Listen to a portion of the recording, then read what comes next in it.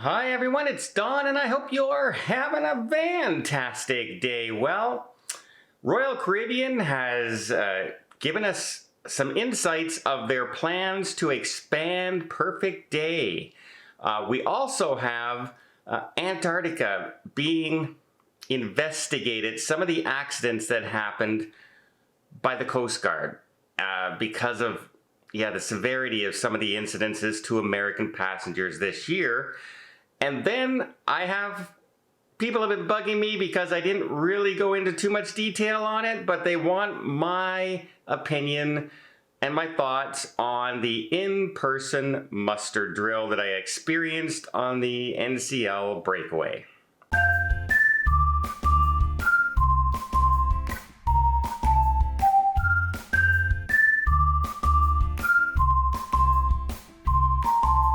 So on the recent earnings call, we had Royal Caribbean come out and they were talking about Perfect Day at Coco Cay. And I do call it, I know a lot of people say it's Perfect Day at Coco Cay, except Royal Caribbean themselves call it Perfect Day at Coco Cay when they're teaching us in class on their ships. So I'm going to go with what they're telling me to say. So for now, it's Perfect Day at Coco Cay, mostly because it rhymes, right? It rhymes, it's easier. But they have announced their plans for Hideaway Beach, an adults-only section at Perfect Day. This will enable them to bring in 3,000 more guests, upping their capacity on the island to 13,000 guests at one time, which is more than enough room to take on, say, the wonder of the seas and the icon of the seas at the same time, and still have enough room.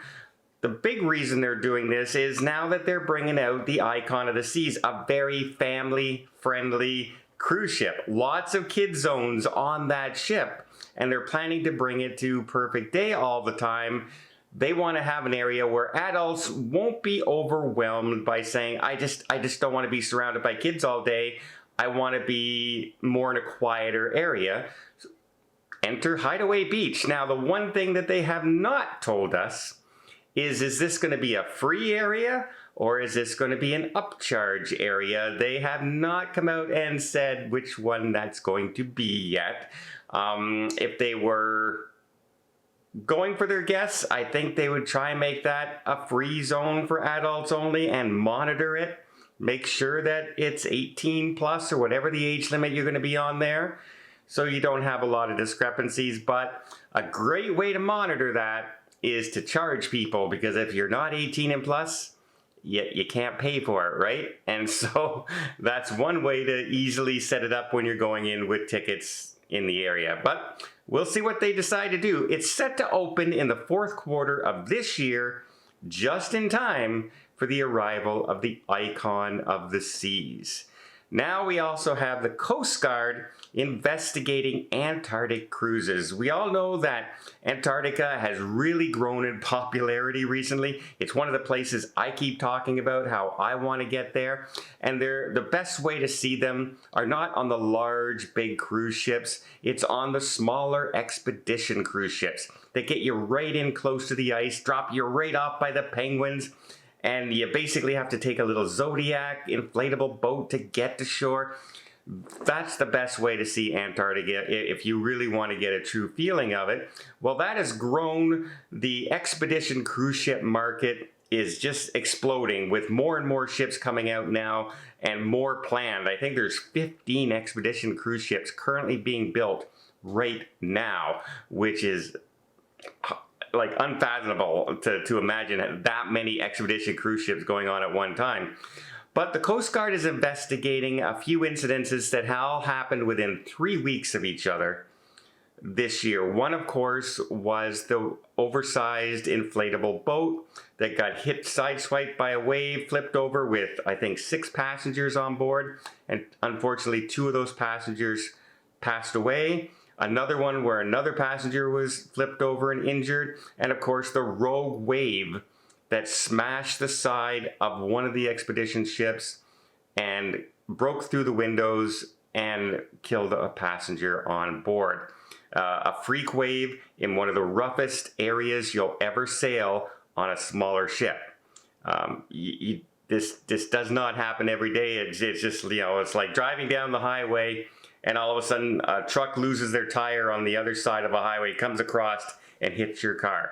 It's something that you don't expect. It doesn't happen all the time, and it's huge news when it does. Unfortunately, because these ships are flagged in foreign ports, the Coast Guard doesn't lead the investigation, but they are working in cooperation with the different countries that are involved, like Norway and Portugal, for these individual cruise ships. They say they're getting full cooperation from the cruise lines. They're being offered everything they're asking for, and so they feel like this is just the same type of investigation as if they were running it themselves, which is good news, because most cruise lines want to make sure that all their procedures are right. They don't want headlines of passengers getting injured. They don't want that in the news all the time. So they will do whatever they can to see if they can get everything, make sure they're doing things right. And if they're doing it wrong, they want to change it, because it's one thing to do something just to save money and it doesn't work, people aren't happy. It's another if people get injured. So you definitely don't want that in your news story. Okay. And now I just got off the vlogger cruise and I was on the NCL breakaway, and I mentioned this was the first time in years I've had to sit through an in-person muster drill where NCL has gone back to the in-person muster drill. Okay, before I get into it, let me just, I'm going to do it, invite you to hit that subscribe button if you haven't done so already. You want to keep up to date with all things cruising, including the changes and procedures on board, why they're going back to something like an in-person muster drill, to investigations, what you can look forward to on the private islands, and the cruise ship reviews. Everything to do with cruising, we're going to talk about it here on the channel. And I just hope you'll join us and just sit around and have a good time. And we'll try and keep it as upbeat as we can and give you as much information to make your cruising experience just a little better and a little easier. Well, I hope you'll join us. And again, it really does help the channel out, and I do appreciate it. Okay, the in-person muster drill. The first people, whenever we mentioned, I know Tony did a video on it, and people say, oh, you're not interested in safety. And let's just scrap that idea right off the bat. Let's put it this way. If they were getting more information to me sitting in that room with 700 people than they would one-on-one with a cast member as I'm, going to the muster station to get it checked off, then I would say, yes, put me in that room. But I experience both now, and I know the difference. So chances are you don't, if you're complaining to him that you don't care about safety. First of all, most people were busy looking around the room. Some, they said, look at the screen. Well, some rooms didn't have screens. Some room, you couldn't see the screen from where you were placed in the room. You had to listen to an announcement that went on and on and on about information that you didn't really need in the emergency. If it should be short, sweet, and to the point. It almost seemed like they stretched out the announcements to make it seem important as to why they're doing it, if you know what I mean, right? Instead of coming on and saying a 2-minute thing that all the information you need, here you go, thank you very much. They stretched it out to make it seem really important. But they were telling us information like, once you get to the muster station, you will be escorted out by a crew member to the lifeboat. Okay, that's the information we need to do. But then they went on to say, and at that point, you will be told to get in the lifeboat. From in the lifeboat will then be lowered into the water. We don't need to know that. We need to know how to get to the lifeboat, where to go in the emergency. At that point, you're leading us. The crew members are leading us. And if there's no crew members where we show up, we're in trouble. And it doesn't matter if we're in the room learning that or if we're at a muster station, someplace else. They did things like showed you how to put on the life jacket. 2/3 of the room were not watching.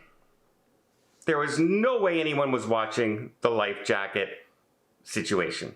It just didn't happen. Not only that, we were sitting there for 25, 30 minutes before it started as we were getting there to do this in-person muster drill. And in some places of the room, it was pretty, people were just chatting and talking, some people think. In other parts of the same room area, people were being scolded and told to turn off their phone, pay attention, stop talking. There was nothing going on. We were 15, 20 minutes away from the announcement of the start of the muster drill.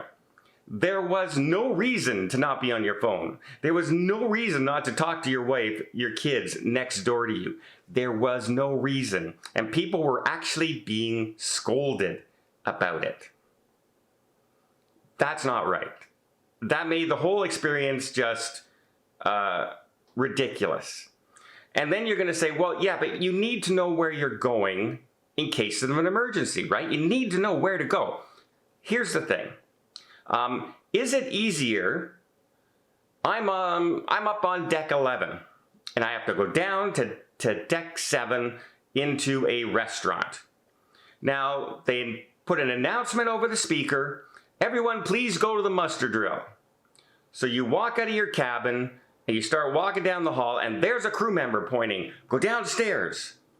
Okay, so you start going down the stairs. You keep going, there's more crew members down there saying, keep going down the stairs, down the stairs. You get down to the stairs to the floor you need. There's another crew member saying, go over to the left. So you go over to the left. And then when you get there, someone's go in this room, and you go into this room. Okay, are those crew members going to be standing on the stairwells telling me to go in an emergency as well? Or, and did I pay attention to what deck I'm on, what floor I'm on? Or when I look at my phone and it says, go to deck 7 to this restaurant and I have to find it on my own from the cabin, I'm going to remember how to get there. More than if somebody's just pointing to a direction and I'm just following the crowd. At that point, I'm not going, if I'm just following the crowd, in a real emergency, maybe that crowd's going to head someplace else where I'm not supposed to be. There's so many different things. This process really wasn't about adding safety to the muster drill. It's about something else. Because until I see a complete benefit to doing this, to putting 700 people into a room and listening to a speaker announcement 35, 40 minutes, more than going directly to a cast member, having them show you in front of you how to put a life jacket on and where your muster station is. That's the important information. That's all you need to know. So why does it take that long to do it? Yeah, and by the way, that was the #1 complaint from everybody we talked to on the ship. And I talked to not one or two. I talked to hundreds of people. Hundreds of people on that cruise ship. Nobody liked the muster drill. Nobody. And until you can prove to me it was a safety concern and a safety reason for doing it, but I don't think you can. I really don't think you can. Because if it was a safety concern, the Coast Guard, the ones who make us do the muster drill before every sailing, would have told us, hey, you gotta go back. But they're not saying that. They're perfectly fine with the new muster drill on the other cruise lines and the way Norwegian was doing it before. So yeah, my thoughts on the in-person muster drill, completely unnecessary, time-wasting, start your cruise off in a bad light, and didn't need to be done.